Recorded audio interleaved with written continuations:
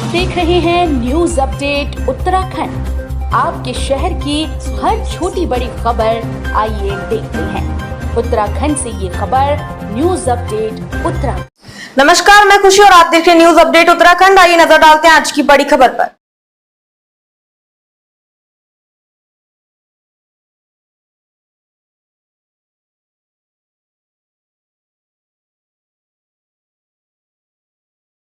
नहीं, जैसा मैंने हमेशा कहा था कि हरबरपुर का जो बस अड्डा है उसका एक बहुत व्यापक उद्देश्य को लेकर के उसको बनवाया गया और बस अड्डा बन के तैयार हो गया। और चुनाव से बहुत पहले, लोकसभा चुनाव से बहुत पहले उसका लोकार्पण भी माननीय मुख्यमंत्री जी द्वारा किया गया और कुछ व्यवस्थाएं बनाने में, विभागीय व्यवस्थाएं बनाने में इंटर डिपार्टमेंट कोऑर्डिनेशन वो बनाने में थोड़ा सा समय लगा। तो अब उचित अवसर भी पाया गया कि चारधाम यात्रा का रजिस्ट्रेशन प्रारंभ हो गया है। तो अब मैंने पर्यटन विभाग से इस बात के लिए कहा था कि भाई जो गंगोत्री यमुनोत्री का है उसका रजिस्ट्रेशन पहले भी कहते आया हरबरपुर से होना चाहिए।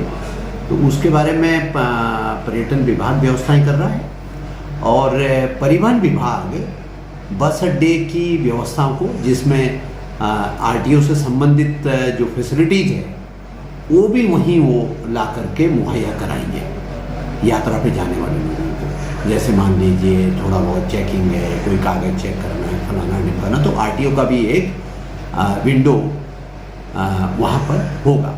और इसके साथ ही साथ चारधाम यात्रा से अलग हो करके जो उसका परमानेंट उद्देश्य है कि जो लोकल स्तर का यातायात संचालन है वो वहाँ से हो। जैसे हरबरपुर में एक बड़ी समस्या से रोज लोगों को गुजरना पड़ता है। चौराहे पे बस खड़ी हो जाती है तो जाम लग जाता है। पुलिस फोर्स के हमारे पास कमी रहती है, लोगों को असुविधा होती है। अब जो बसें हैं, लोकल बसें भी है, वो भी खड़ी होनी होगी तो भी बस अड्डे पे खड़ी होगी। सवारियाँ उतारनी होगी तो भी बस अड्डे पे उतारेंगे। सवारियाँ चढ़ानी होगी तो भी बस अड्डे से सवारी करेंगे। और यात्रियों को भी वहाँ बैठने को कुर्सियाँ मिलेगी, पंखा मिलेगा, पानी मिलेगा, शौचालय होगा, सारी सुविधाएं वहाँ पर मुहैया होगी। सर 11 तारीख को हरी झंडी दे दी जाएगी। तिथि अब देख लें, क्योंकि उसमें रजिस्ट्रेशन का आज ही मेरी सचिव महोदय से भी बात हो रही थी पर्यटन के। तो हरिद्वार ऋषिकेश में रजिस्ट्रेशन शुरू हुआ है, तो यहाँ शायद तो हो सकता है 5-4 दिन उस व्यवस्थाओं को बनाने में। फिर आरटीओ का भी फ़ोन आया था, तो आरटीओ भी कुछ अपना वहाँ पर कुछ इंतज़ाम, वो भी अपना कुछ फैसिलिटीज़ वहाँ पे स्थापित कर रहे हैं। तो ये सारी सब कुल मिला करके वो बस अड्डा का संचालन प्रारंभ हो जाएगा। सर लोगों को जाम से रियायत मिल जाएगी? जाम से रियायत मिलेगी, केवल जाम से रियायत नहीं मिलेगी। जो चौराहे पे खड़े होकर के बस का इंतजाम कर दो, बस अड्डे पे बैठ करके बस का इंतजार करेंगे। जो धूप में खड़े रहते हैं वो आराम से कुर्सियों पे बैठ करके, पंखे के नीचे बैठ करके, उसके अंदर टॉयलेट्स का इंतजाम चीज़ें करके फलाना, ये सारी सब चीज़ें उसके अंदर सुविधाएं मिलेगी। और साथ ही साथ जैसा मैं हमेशा कहता हूँ, जब कोई बस अड्डा संचालित होता है तो उसके सहारे बहुत सारा रोजगार भी आता है। कोई वहाँ से बस अड्डे से घर जाने के लिए कोई रिक्शा पकड़ेगा, कोई बस अड्डे पर आने के लिए रिक्शे से आएगा, कोई बगल में चाय की दुकान चलाने लगेगा, वगैरह वगैरह। रोजगार मिल गया सर जाहिर तौर पे।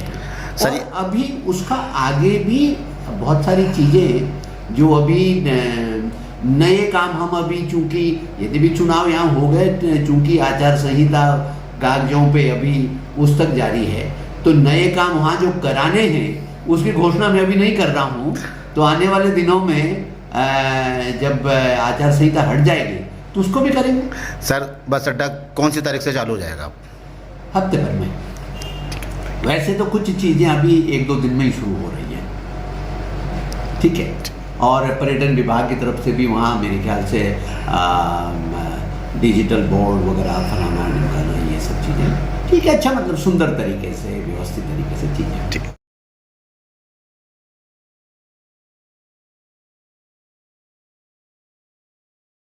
खबरों में अब तक के लिए बस इतना ही। फिर होगी आपसे मुलाकात ऐसी एक और बड़ी खबर के साथ। अब तक के लिए नमस्कार और देखते रहिए न्यूज अपडेट उत्तराखंड।